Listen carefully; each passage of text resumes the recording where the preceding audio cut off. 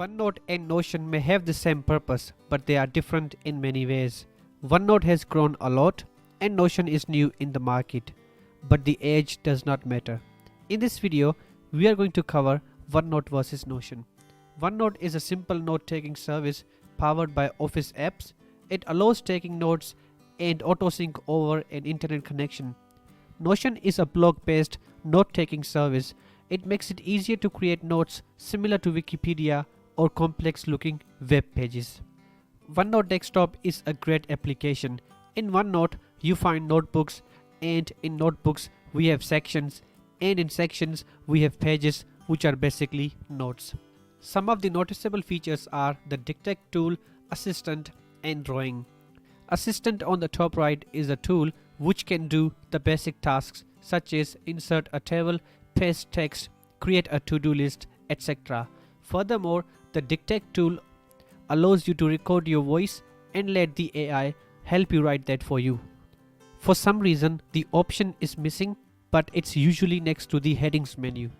Draw is another feature to consider. It comes with a few pen options including pencil, pen, eraser, and highlighter.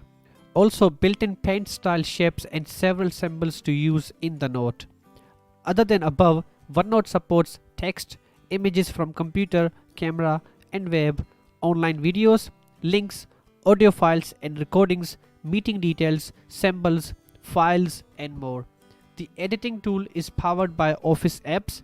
You can change fonts, size, make text bold, italics, underline, highlight, change the color of the text, clear formatting, add lists, indent, add headings from 1 to 6, add checkboxes, mark a piece of text as important or as a question, add tags or create own tags, add code or quote.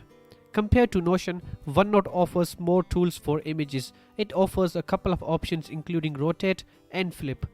A down point of OneNote is it does not support the reminding feature at all. It can work with Office Lens app to save scanned documents, but it does not support reminders. One more thing, on top of email protection, OneNote also offers to set passwords on sections. This feature is not available on mobile. No one can see your notes online without your signed up email and password. Alright, let's talk about blocks.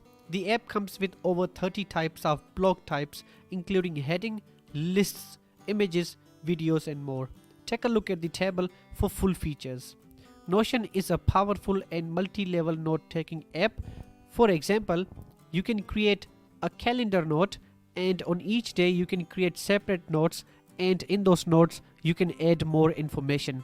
To understand the app, you need to explore all the blocks and think creatively to organize and manage the app. The next thing I want to talk about is comments. On each block, you have an option to comment. You can also mention other collaborators to notify them. This feature is not available in OneNote. The three dots in the top right contain a few other options. You can change the text style, undo redo text, see change history, import and export options, and few more. Alright, the next primary feature of Notion is templates. The software comes with over 50 pre-built templates to begin with, including meeting notes, class notes, job application, thesis planning, simple budget, to-do, and many more. You can create own templates too. Enough about Notion. Which sharing tool both offer?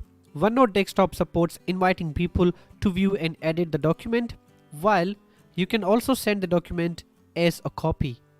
Notion allows to share the documents publicly, add members and manage permissions, or just copy the document and send in an email or any other form. Moving to pricing, OneNote is completely free, but you can subscribe to one of the plans to get other Office applications, Skype credit, and extra OneDrive storage.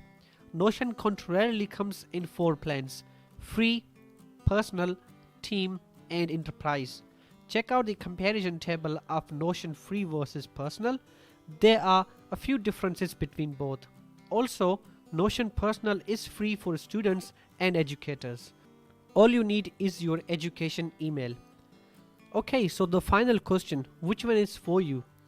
That depends on what you want to do. Do you want to save your thoughts in simple text or image format, or you want more? Notion can help you manage projects in an organized way, while OneNote is used for saving notes for future use. Notion is also great for teams.